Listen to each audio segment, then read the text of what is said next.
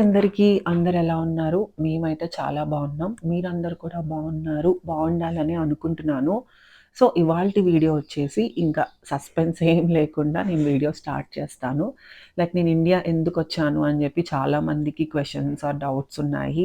And అడుగుతున్నారు పర్మనెంట్‌గా India వచ్చేసారా? ఎందుకంటే ఎక్కువ రోజుల నుంచి ఇండియాలోనే కనిపిస్తున్నారు. ఇండియాలోనే ఉంటున్నారు. ఇండియా నుంచే వీడియోస్ చేస్తున్నారు అని చెప్పి ఇన్‌స్టాగ్రామ్‌లో నాకు డీఎం చేస్తూ ఉన్నారు. సో, నేనిక్కడ రీజన్ మీ అందరితో షేర్ చేసుకుంటాను. నేను ఇండియా వచ్చింది నాకు హెల్త్ బాలేదు అండ్ శ్రియాతో మేనేజ్ చేసుకోలేకపోతున్నాననమాట. శ్రియ పుట్టిన తర్వాత ఆఫ్టర్ డెలివరీ నాకు ఇంతకు ముందే బిఫోర్ మ్యారేజ్ నాకు పీసీఓడీ ప్రాబ్లమ్ ఉండేది. అండ్ పీసీఓడీ ప్రాబ్లమ్ అనేది వచ్చి ఒకసారి తగ్గిపోవటం అనేదైతే ఉండదు. బట్ అది కంట్రోల్ అవ్వటం అనేది మాత్రం ఉంటుంది. సో, బిఫోర్ మ్యారేజ్ నాకు పీసీఓడీ ప్రాబ్లమ్ ఉండేది. కొంచెం ఇబ్బందులుండేవి. అండ్ మెడిసిన్స్ వాడితే తగ్గటం అలా ఉండేదనమాట. సో, నేను డాక్టర్‌ని కన్సల్ట్ అయినప్పుడు ఆఫ్టర్ మ్యారేజ్ నాకొకటి చెప్పారు. పిల్లలు పుడితే ఆర్ ఆఫ్టర్ డెలివరీ ఏదైనా చేంజెస్ రావచ్చు అండ్ కంప్లీట్‌గా ఈ ప్రాబ్లమ్ అనేది తగ్గొచ్చు అన్నట్టు చెప్పారు. బట్ ఆఫ్టర్ డెలివరీ నాకింకా కొంచెం ప్రాబ్లమ్ ఎక్కువైంది. అందరికీ ఇలా అవుతుంది అని కాదు. ఇట్స్ ఇండివిడ్యువల్ అనమాట. ఎవరి బాడీకి తగ్గట్టు వాళ్ళకి చేంజెస్ ఒస్తాయి. సో, నాకలానే హార్మోన్స్ అప్ అండ్ డౌన్ అయ్యి పీసీఓడీ ప్రాబ్లమ్ వల్ల డెలివరీ తర్వాత నాకు ప్రాబ్లమ్ అయిందనమాట. సో, అది నేను యూకేలో ఉన్న వాళ్ళకైతే మాక్సిమం తెలుసు. మెడికల్ ఫ్రీ ఉంటుంది అండ్ అపాయింట్మెంట్స్ దొరకడం మాత్రం ఇట్స్ ఇంపాసిబుల్. సో, నేను జాన్ నుంచి చూపించుకోవడం స్టార్ట్ చేస్తే స్టిల్ నాకిప్పటికి కూడా అంటే ఈ మంత్ వచ్చేసి జూన్ ఇప్పటికి కూడా నాకు అపాయింట్మెంట్ లెటర్ ఇంకా ఇంటికి రాలేదు. ఆ శ్రీనాథ్ అక్కడే ఉన్నాడు గాబట్టి. సో, ఇంత డిలే ఉండి నేను శ్రియతో మమ్మీ ఇండియా వచ్చేసిన తర్వాత నేను 2 మంత్స్ మేనేజ్ చేసుకోలేకపోయాను హెల్త్ ప్రాబ్లమ్ వల్ల. అందుకనే ఇండియా వచ్చి చెకప్ చేయించుకొని ఒక 4 మంత్స్ అండ్ ఆల్సో శ్రియ వాళ్ళ గ్రాండ్ పేరెంట్స్‌తో టైమ్ స్పెండ్ చేస్తుంది. ఫ్యామిలీ అందరిని కలుస్తుంది అన్నట్టుగా ఇండియా వచ్చాననమాట. వన్స్ జాబ్‌లో జాయిన్ అయిన తర్వాత నాకు ఇన్ని మంత్స్ అంటే 4 మంత్స్ ట్రిప్ అనమాట నేను ఇండియా వచ్చింది.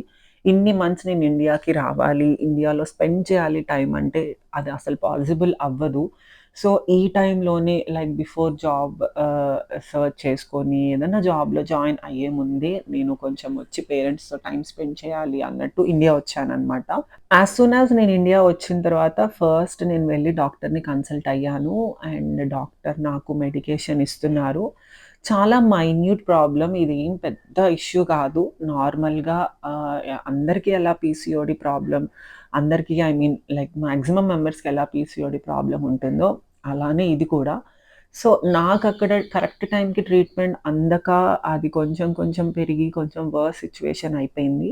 యూకేలో మెడికేషన్ సిస్టమ్ వచ్చి చాలా డిలే ఉంటుంది. మనకి ఎంత పెద్ద ప్రాబ్లమ్ అయినా మనకి సీరియస్ అనిపించినా కూడా వాళ్ళు ఇమ్మీడియేట్‌గా యాక్షన్ అయితే తీసుకోరు. సో, నాకొచ్చిన ప్రాబ్లమ్ నేను డిలే చేసేది కాదు ఆర్ ఇమ్మీడియేట్‌గా యాక్షన్ తీసుకునేది కాదు. అటు ఇటు కానీ middle of the situation type అనమాట. బట్ నాకెందుకో రిస్క్ తీసుకోవాలనిపించలేదు. ఈవెన్ దో నేను అపాయింట్మెంట్స్ అటెండ్ అవుతున్నా గూడా వాళ్ళు నాకు కరెక్ట్‌గా మెడిసిన్ ఇవ్వట్లేదు అని అనిపించింది. ఎందుకంటే నాకు ఏమాత్రం నాకొచ్చిన ప్రాబ్లమ్‌కి అసలు ఏం నాకు తగ్గినట్టు అనిపించలేదు. సో, అందుకే నేను ఇండియా వచ్చి మెడికేషన్ స్టార్ట్ చేశాను. అండ్ ఇప్పుడు అంతా ఓకే. సెట్ అయింది. సో, నేనిప్పుడు ట్రావెల్ వీడియో మీరేదైతే చూస్తున్నారో మేము ఖమ్మం వెళ్ళామనమాట. Which is for review. Review అయిపోయిన తర్వాత శ్రియాకి బర్త్‌డే షాపింగ్ కోసం చూస్తున్నాము. పట్లంగా తీసుకోవాలి అని చెప్పి వెతుకుతున్నామనమాట.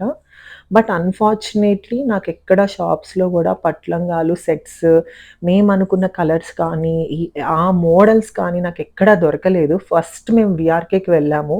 బికాజ్ నేను నా పెళ్లి షాపింగ్ అదే షాప్‌లో చేశాను. అండ్ మేబీ అక్కడ దొరుకుతాయేమో అని ఎళ్ళాను గానీ, అక్కడ అసలు మేమనుకున్నది ఏం దొరకలేదు. అండ్ ఈలోపు డ్యాడీ కార్ షోరూమ్‌కి వెళ్లారనమాట కార్ తీసుకొని. ఇంకా టైమ్ వేస్ట్ చేయడం ఎందుకని చెప్పి నేను, మమ్మీ, శ్రియాని తీసుకొని ఆటోలో వెళ్ళామనమాట. ఆహ్, ఎవరికైనా ఖమ్మం తెలిసిన వాళ్ళైతే మీకు మేబీ ఐడియా ఉండుండొచ్చు. కమాన్ బజార్‌లో జీవీ మాల్ ఉంటుంది. ఆహ్, మాక్సిమం మనకి కావాల్సినయి అన్నీ దొరుకుతాయి. పెళ్లి షాపింగ్ గానీ, రెగ్యులర్ షాపింగ్ గానీ అన్నీ కూడా నాకక్కడ కూడా బట్టలు నచ్చుతాయి. మనకు కావాల్సిన రేంజెస్‌లో అన్నిటిలో ఉంటాయి. సో, వై నాట్ అక్కడ ట్రై చేయకూడదు అని అనిపించి వెళ్ళామనమాట జీవీ మాల్‌కి. సో, లక్కీగా మాకు కావాల్సినట్టు పట్లంగా దొరకలేదు. బట్ మాకొక శారీ అంటే మేమనుకున్న కలర్ కాంబినేషన్‌లో కొంచెం అటు ఇటుగా ఒక శారీ దొరికిందనమాట.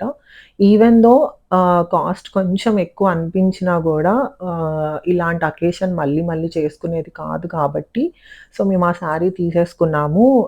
వేరు నేను దానికి పట్లంగా కుట్టిచ్చి, నాకు ఇంకా చాలా క్లాత్ మిగిలిపోతది కాబట్టి, నేను తర్వాత అది రీయూజ్ చేసుకోవడానికి ఉంటుంది అని అనిపించింది. సో, షాపింగ్ అంతా కంప్లీట్ చేసేసుకొని మేము హవేలీకెళ్ళామనమాట. చాలా ఐ మీన్ అందరికి తెలిసిన ప్లేస్ ఇది. హవేలీ రెస్టారెంట్ అనేది. సో, అక్కడికి వెళ్ళి మేము లంచ్ చేసాము. లంచ్ కూడా మాకు పెద్దగా ఇంట్రెస్ట్ లేదు. సో, ఓన్లీ ఒక చికెన్ బిర్యానీ ఆర్డర్ ఇచ్చి నేను, మమ్మీ, డ్యాడీ ముగ్గురం అదే తిన్నాము. శ్రియాకి మాత్రం కర్డ్ రైస్ తీసుకొని వెళ్ళాం. దానికి ముందే మేము కార్‌లో పెట్టేసాము. తినేసింది. అండ్ మేము కూడా లంచ్ చేసేసాము హవేలీకి వెళ్ళి. అండ్ శ్రియ బర్త్‌డేకి నేను ఏం అవుట్‌ఫిట్ వేసుకుంటాను, శ్రియాకి నేను ఏం అవుట్‌ఫిట్ డిజైన్ చేపిస్తున్నాను అనేది నెక్స్ట్ ముందున్న వ్లాగ్స్‌లో నేను మీకు కంపల్సరీ చూపిస్తాను. అండ్ టైం గూడా దగ్గరకొస్తుంది. తన బర్త్‌డే వచ్చేసి జులై 19థ్ అనమాట. ఐ మీన్ అన్నీ మెల్లిగా చేసుకుంటున్నాము. ఎవ్రీథింగ్ నేను మీకు వ్లాగ్స్ చేస్తాను. ఏం తీసుకుంటున్నాను, ఏంటి అని చెప్పి నా ప్లాన్స్ ఏంటి అని. సో, మేము లంచ్ కంప్లీట్ చేసుకొని మళ్ళీ రిటర్న్ అవ్వడానికి ట్రై చేస్తున్నామనమాట. యాక్చువల్‌గా ఏమైందనంటే, మేము ఆ రోజు ఖమ్మం వెళ్ళినప్పుడు నా రివ్యూ అయిపోంగానే శ్రియాకి షాపింగ్ చేసుకొని, తర్వాత శ్రియాకి చెవులు కుట్టిద్దాం అనుకున్నాము. ఆ రోజు కొంచెం బావుంది అని అనిపించి అండ్ ఆల్సో దానికి 11థ్ మంత్ కాబట్టి ఈ మంత్‌లో దానికి చెవులు కుట్టిద్దాము అనుకున్నాము. బట్ మేము హాఫ్ దూరం వెళ్ళేసరికి మాకు కాలొచ్చింది. లైక్ డ్యాడీ వాళ్ళ సైడ్ చుట్టాలు అమ్మమ్మ చనిపోయారనమాట. సో, మాకు ప్లాన్స్ అన్నీ క్యాన్సిల్ చేసుకొని మిగిలినవన్నీ ఓన్లీ క్లోత్స్ వరకు తీసుకొని లంచ్ చేసి అక్కడికి వెళ్ళి అమ్మమ్మని చూసేసి రిటర్న్ అయ్యామనమాట. యాక్చువల్‌గా పట్లంగా ఇవి కూడా తీసుకునేది కాదు. బట్ మళ్ళీ మళ్ళీ రావాలి, ట్రావెల్ చేయాలి అంటే నేను వెళ్ళలేను, చేయలేను. బికాజ్ నాకు బ్యాక్ పెయిన్ ఉంది. అండ్ దట్ టూ శ్రియాని తీసుకొని మళ్ళీ ట్రావెల్ చేయాలి అనంటే కూడా చాలా ఇబ్బంది. బికాజ్ ఖమ్మం నుంచి మా ఊరికి మాత్రం 3½ అవర్స్, 3 అవర్స్ అలా ఉంటుంది. మళ్ళీ మళ్ళీ ఏం వెళ్తాము అని చెప్పి షాపింగ్ మాత్రం కంప్లీట్ చేసుకున్నాము. చెవులు కుట్టియడము అనంటే ఇంకొక రోజు మంచి రోజుంది అని అనుకోని మళ్ళీ కుట్టివ్వచ్చు అనుకున్నాము. వెళ్ళేటప్పుడు దారిలో ఆగామనమాట. టీ టైప్స్ అని చెప్పి ఇక్కడ లెమన్ టీ చాలా బావుంటుంది. నేనది తాగాను. అండ్ మమ్మీ వాళ్ళు అల్లం టీ సంథింగ్ తాగారు. చాలా బావుంటుంది. మళ్ళీ ఇంటికి వెళ్ళి డిన్నర్ చేసుకొని తినాలంటే పేషెన్స్ ఉండాలి గదా ఫస్ట్. సో, దారిలోనే అంటే పాల్వంచ ఐడియా ఉన్న వాళ్ళకైతే తెలుసు. పాల్వంచకి దగ్గరలో ఒక చిన్న ఊరుంటుందనమాట. అక్కడ కంప్లీట్‌గా మొత్తం లైన్‌గా దాబాస్ ఉంటాయి. అక్కడ మనం ఆగి లైవ్‌గా చపాతీస్ అండ్ మనకి ఏం కర్రీ కావాలంటే అది చేసిస్తారనమాట. చాలా అంటే చాలా టేస్టీగా ఉంటాయి. ఈ దాబాస్‌లో ఇది మేము ఎప్పుడైనా ఒకసారి ఈవెన్ దో మాకు జస్ట్ 30 మినిట్స్ డిస్టెన్స్‌లో ఉన్నా గానీ మేము రెగ్యులర్‌గా వెళ్ళము. ఎప్పుడైనా ఒకసారి వెళ్తామనమాట. సో, నాకక్కడ తినాలనిపించి ఇక్కడ ఆగుదాము అని ఇంకా ఈవినింగ్ అక్కడ ఆగి అక్కడ భోజనం I mean chapati and with egg curry తిన్నాము. తినేసి ఇంకా బయలుదేరి ఇంటికొచ్చేసాము. మేము అనుకున్నది అనుకున్నట్టు జరగలేదు.